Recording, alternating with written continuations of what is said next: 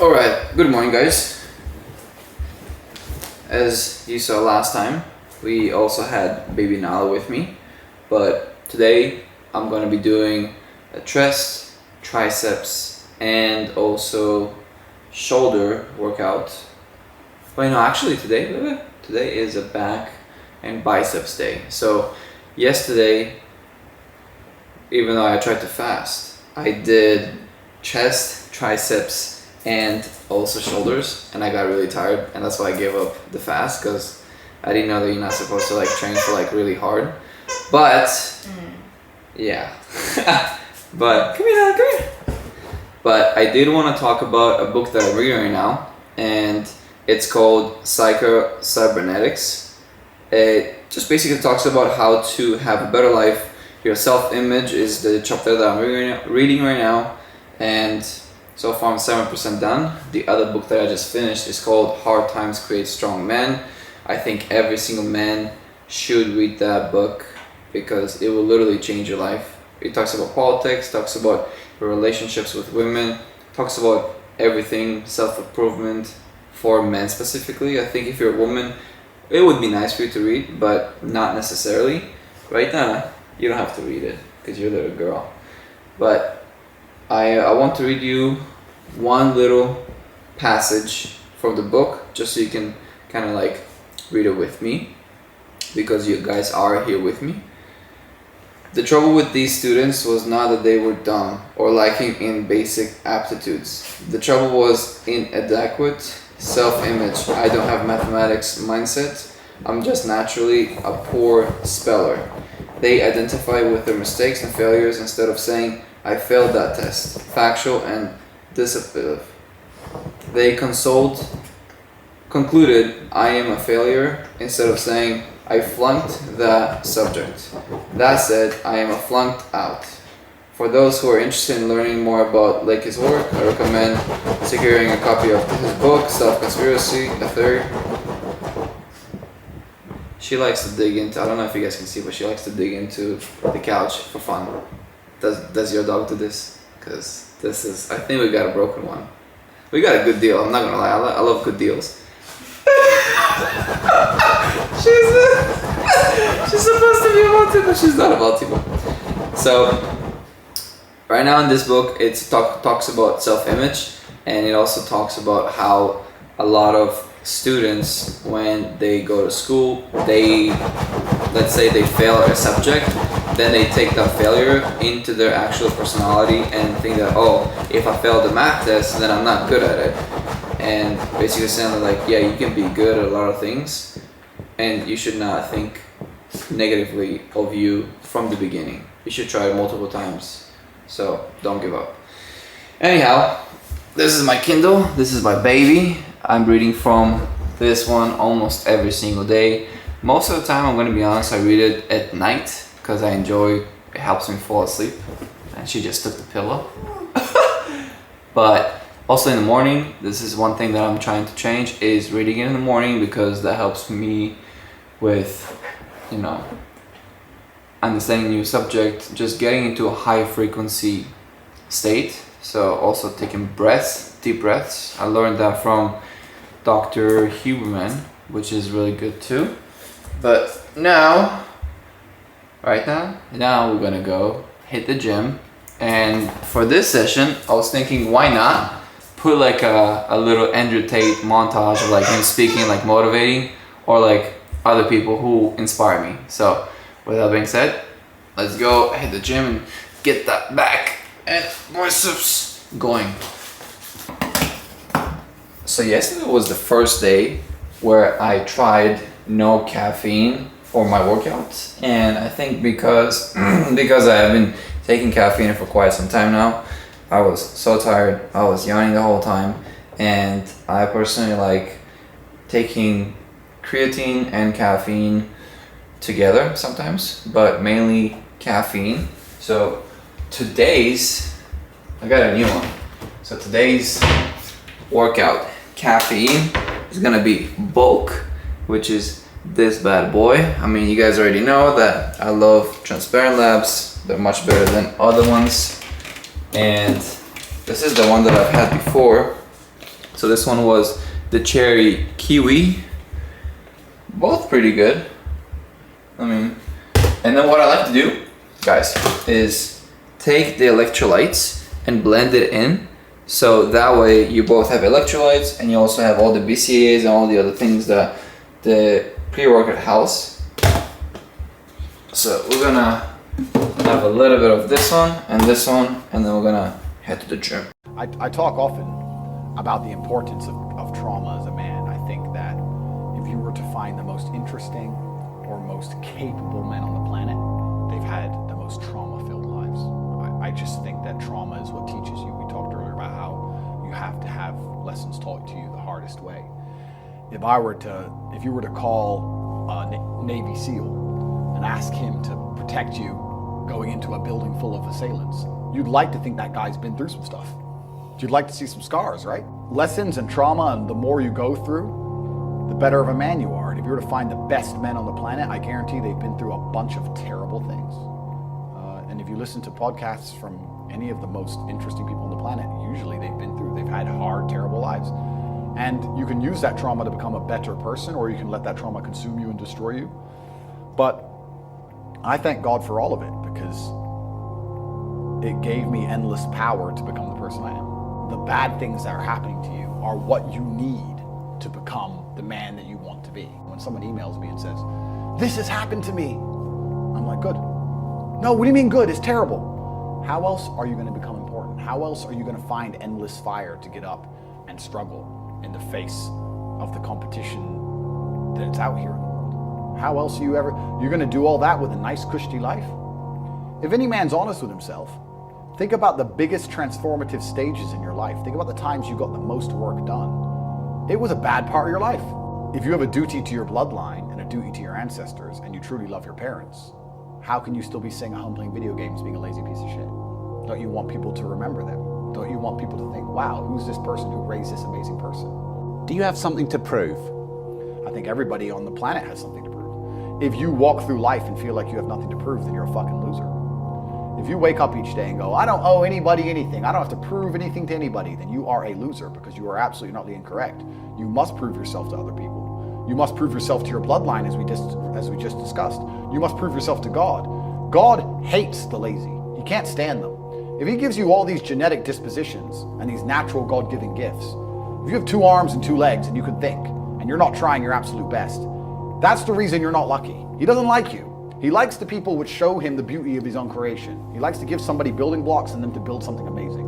It's the best thing about being a man. You get to build who you are, right? You can decide if you want to be a funny comedian or a musician or a kickboxing world champion or fight the Matrix. You can decide whatever you want to be. God loves to see that. Those people, for some reason, seem to be enormously lucky, right? The person who goes, I don't have to prove anything to God. I don't owe all of my ancestors any effort. You know, for 5,000 years, people were dodging saber-toothed tigers and catching the plague and running from Genghis Khan just for my stupid ass to be born. I don't owe them anything. I don't owe them a thing, because I want to play video games. These people are fucking losers. You should walk through Earth with force inside of you. As I walked into this hotel reception, everybody looked. Not because they know who I am, but because as I move, even if it's behind their head, people feel something and they go. It's an energy that comes from brutal competence. It's almost like an evolutionary thing where a rabbit can just smell a fox. It just knows. That's what happens when a predator walks in a room, even amongst humans. You pay attention next time you're in a restaurant. If a man who's truly dangerous walks in, nearly every other man kind of looks up at the same time. You feel it. You need to, or you don't survive. We've evolved with that to live. That's who I am. I couldn't imagine not being that man. I've done that because I've been trying to prove myself to my lineage my entire life. I wake up every day with something to prove. I have hundreds of millions of dollars. I wake up and think, fuck, more. I'm in fantastic shape, 4 times world champion.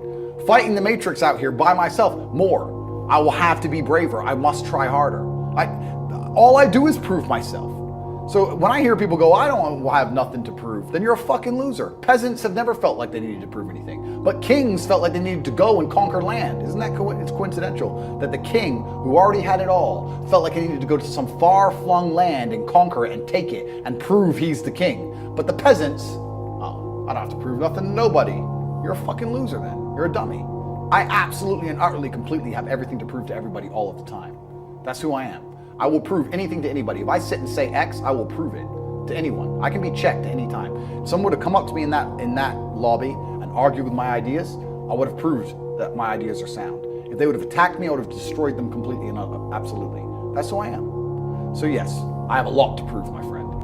I think the universe is absolutely and utterly giving.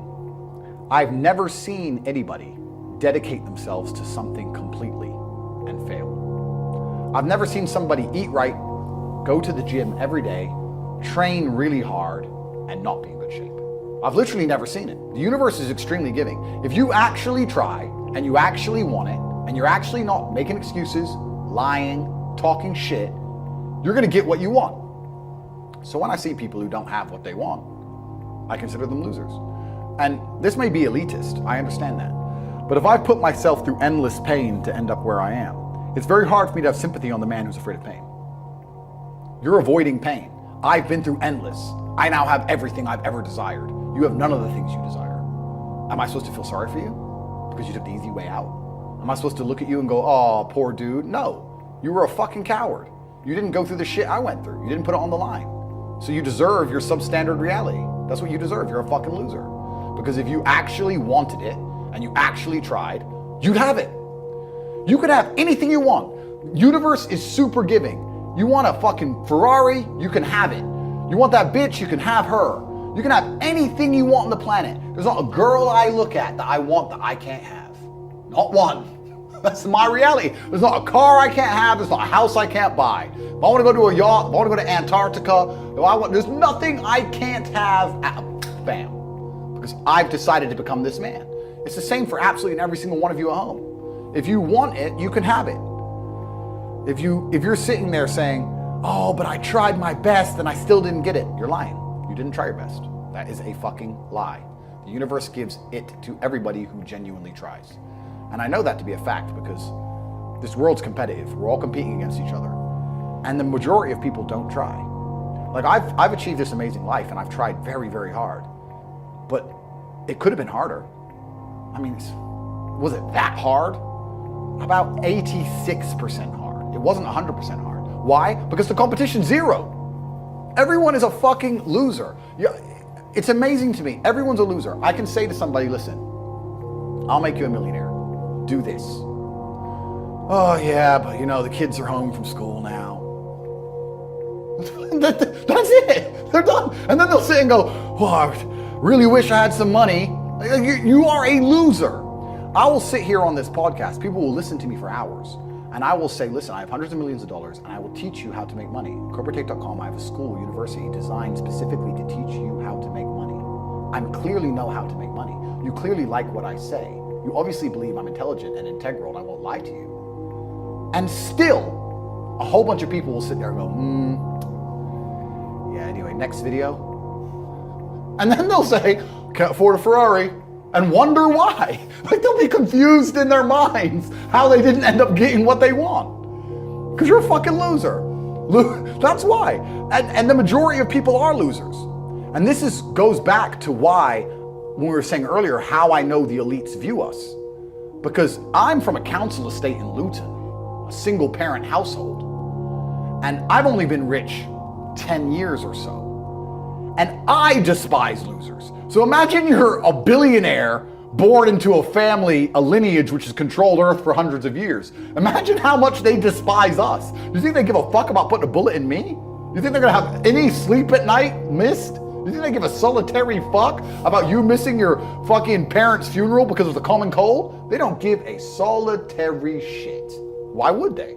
Because I already know how I feel when I listen to losers complain. Because this is what happens at a certain level of competence and power.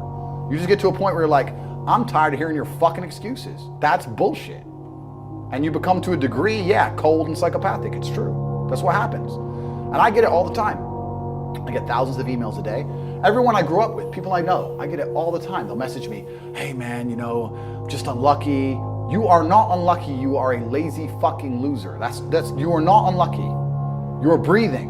You're lucky. The unlucky ones are gone. You're alive and you are a lazy loser. So a loser is anybody who does not have everything they want at the drop of a hat. That's who I call a loser, because I have absolutely everything I could ever possibly desire. And if I wanted something that I couldn't have, I guarantee you we could speak again in a few months and I'd fucking have it. I guarantee you. Because if I want something and I can't have it, I can't sleep. When I was broke, I couldn't sleep. I don't know how there's broke people out here sleeping just fine at night.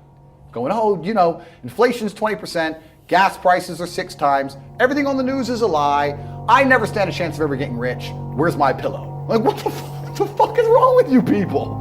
I'd go to bed at night as a teenager and think, I looked it up on the internet.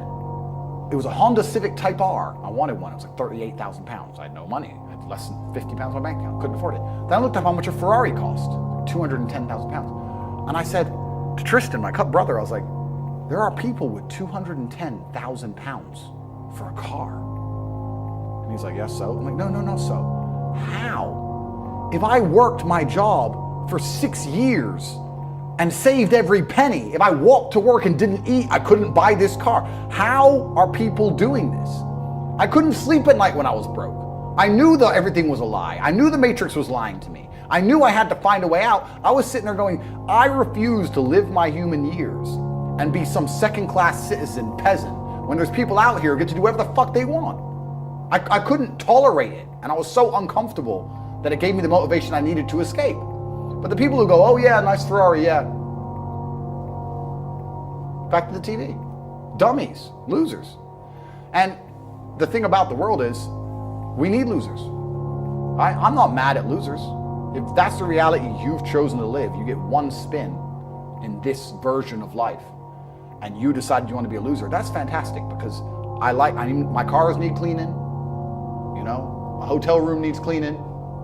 I have a party with all these beautiful women that's a bit of a mess. Please, go pick it up. Somebody needs to do that shit. I ain't gonna fucking do it.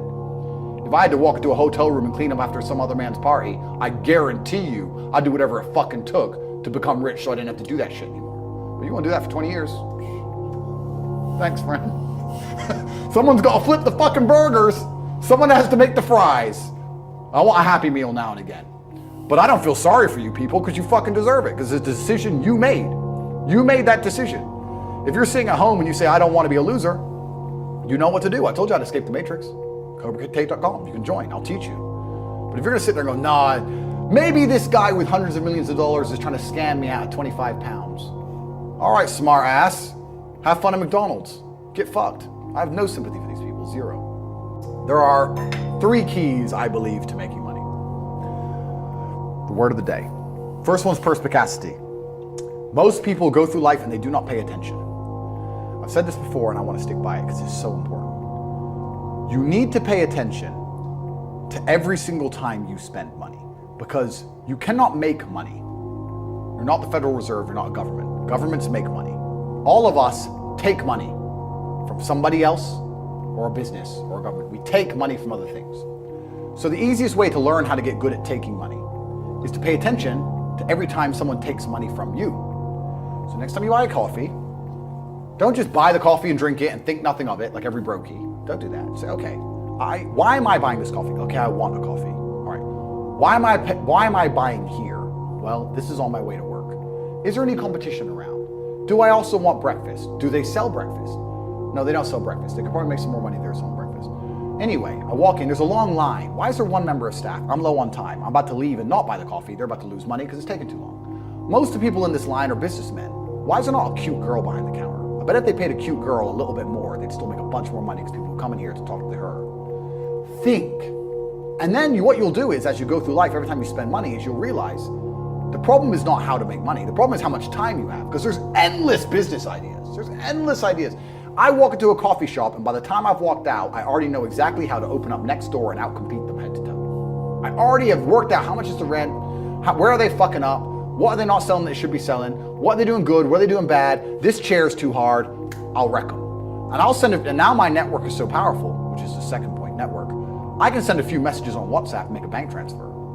And 2 months later, there's a brand new coffee shop next door with my name on it, putting them out of business. So the first thing is you have to pay attention. Because if you pay attention, you'll start to learn that money is everywhere. Every building is owned. These are skyscrapers, bro. Billions. Every apartment nowadays is a million. Million. You drive down a street in London, you're driving past trillions of dollars. There's money everywhere. It's all around us. When I was broke, I thought that the world was broke. I thought that there was no money. And then I got rich and realized that I was completely and utterly wrong. There's so much money. It's everywhere. If I go to try and buy a plane or a jet, they're always sold out. My yacht is a fucking 6-year waiting list. I want a Bugatti, they launch it, the email comes to my email address, 2 minutes later, gone. Like, there's so much money.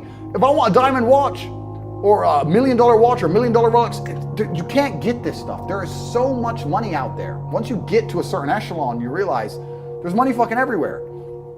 So there's plenty of money in the world. People with no money are just not very good at taking it. So you need to start paying attention. It's the first thing. Second thing is network. It's hard to make money if you don't know anybody who has money. If you sit in a room full of ice cream experts and all they talk about is ice cream, how to make ice cream, the different flavors, how to store it, how to move it, how to sell it.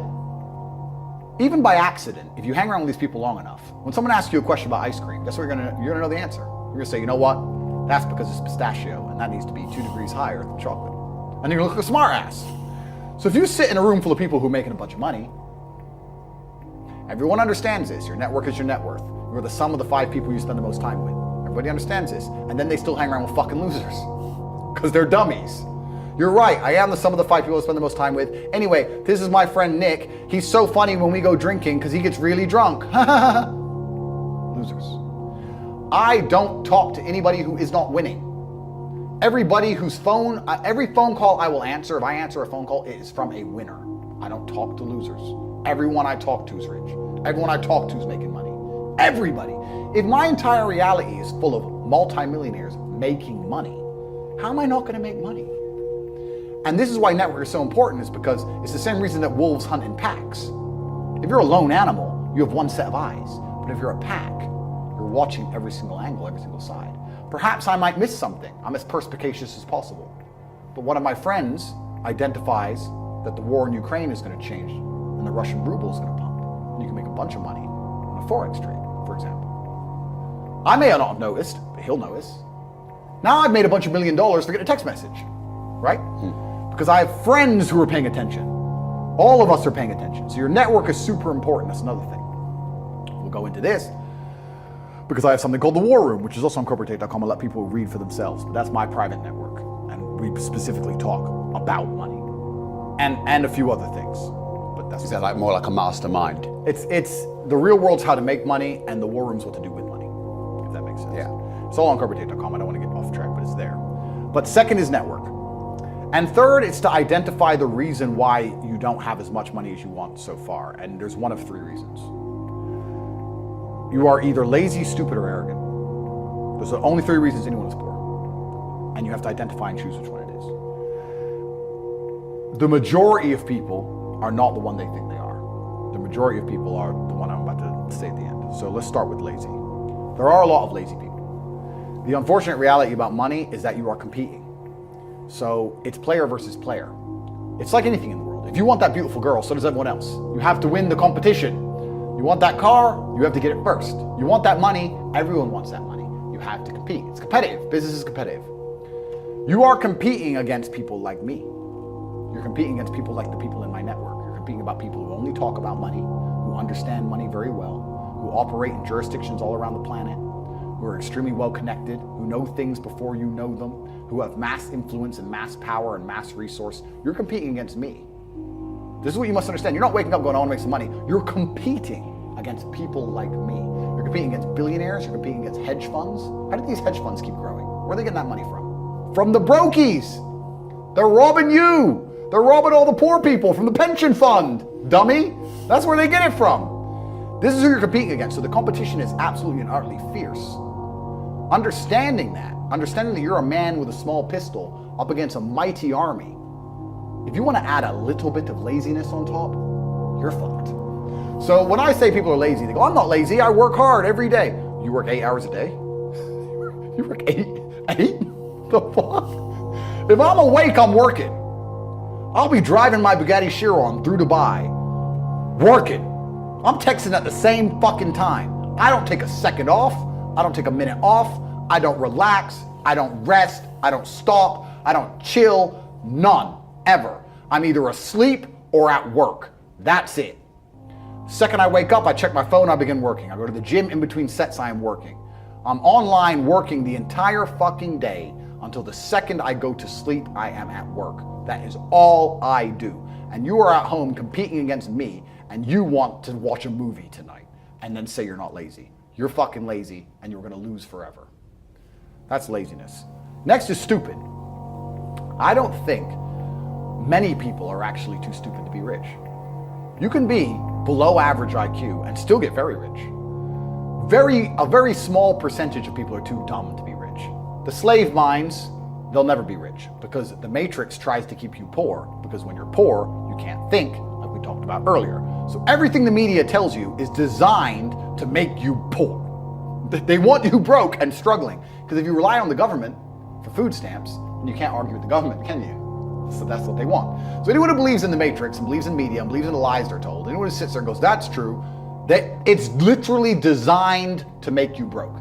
That's why it's all a scam. Do your GCSEs, do your A-level. All right, guys.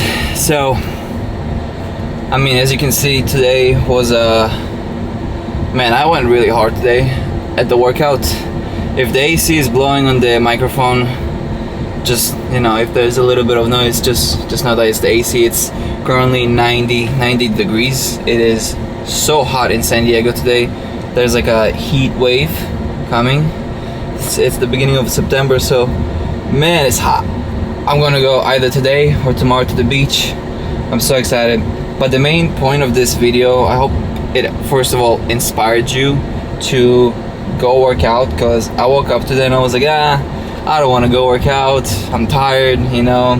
I gave myself all those excuses. I was like, maybe I'm gonna work out 4 to 5 times a week, you know, just drop it down a little bit. Usually I do like 6 times a week, 5 on like a really bad week. But I went in, I had my caffeine, I felt so good. I did back, buys, and triceps, just a little bit of tries. And fuck, man, like I feel so good. I feel so much better than when I first went in there. I had my vices, I have negative thoughts, and honestly, I know a lot of my mentors keep saying that like your peak performance is what's going to put you in a better mind of state, in a more clear mind of state, and in a higher frequency. Because when you're fit, when you are having that pump, you know, that is what's gonna make you feel like some of the best ways, if that makes sense. But anyway, I hope that pushes you. Get out there, push yourself financially, physically, mentally too. Like I'm not feeling it today. Like I'm not sure if you can see, but mentally I'm not there. You know, real estate all over the country is a little bit down, not a little bit, a lot. So some clients are kind of like holding off. Some clients want to buy, but they're just kind of like iffy about the interest rates. We're supposed to have interest rates drop by 25 to 50 base points this month, which is 0.25 to 0.5%, in other words. And we'll see. And then I have another client that's looking to buy between like 5 to 10 million. So if I close that client and help them move, that's gonna be a really nice paycheck. And then I'm gonna have to think about taxes. Do I stay in San Diego? Do I buy a property? The more I learn about taxes and about how everything is created in the US, like politics and all that stuff, the more I understand that if you are a business owner, you have like so many more benefits and opportunities compared to a W-2 or just an employee. Because an employee cannot write off their car, their living expenses, like a house, like an apartment, like travel. Like this camera that I bought, I know some of you guys are surprised, but yeah, it's $4,000, like with the mic, with the lens, with the body, Like, it's a pretty expensive camera and it looks really nice, but I wrote it off, you know, because it's a business expense. It's for YouTube, it's for me to get new clients, so potentially I'll make money out of it. I already closed multiple clients from YouTube alone on this channel when it comes to real estate, and then I'm also trying to build my personal brand, helping you guys build your personal brand and also help you with your body, and honestly just showing you my adventure, my falls, my downs, my ups, showing you my life. So it's kind of selfish, but so down the road I can look at it myself, and also my kids can look at it, my family, and we can remember and say, you know, those were some of the hardest times because you didn't know what you wanted to do. You were doing real estate. Before that, you were in college, confused. You started so many businesses and you did not even know if those businesses are going to do well. Like, I've lost thousands of dollars on all of my businesses. But guess what? That only made me stronger, and I thank God for that. 6 months ago, I would not talk about God, but now I am talking about Him. I believe in Him, and I'm not Christian, I'm not Jewish, I'm not Muslim, but I do believe in God, and I do believe that there is somebody who's looking up there for me and for everybody too. So I'm really trying to be more transparent, just be more me, because a lot of times in the past, like, it was hard because I'm kind of like trying to put like a face, like, oh, here's Alex, you know, everything's fine, you know. But I want to be more transparent with you guys, tell you about my life, tell you about my falls, like, oh, real estate's slow right now, and you know, that's okay, as long as you keep pushing and doing what you need to do every single day, which I am currently struggling with, whether it's reading, whether it's just anything, you know. I'm mentally not there, but I'm pushing through, and I want you to do the same. So I hope that helped you. I'm gonna go eat right now. I'm hungry. I need protein. I already have my protein shake with 50 grams of protein, 7 grams of creatine, and feeling pretty good. And I'm excited for home to go eat. So with that being said, until next video, до свидания.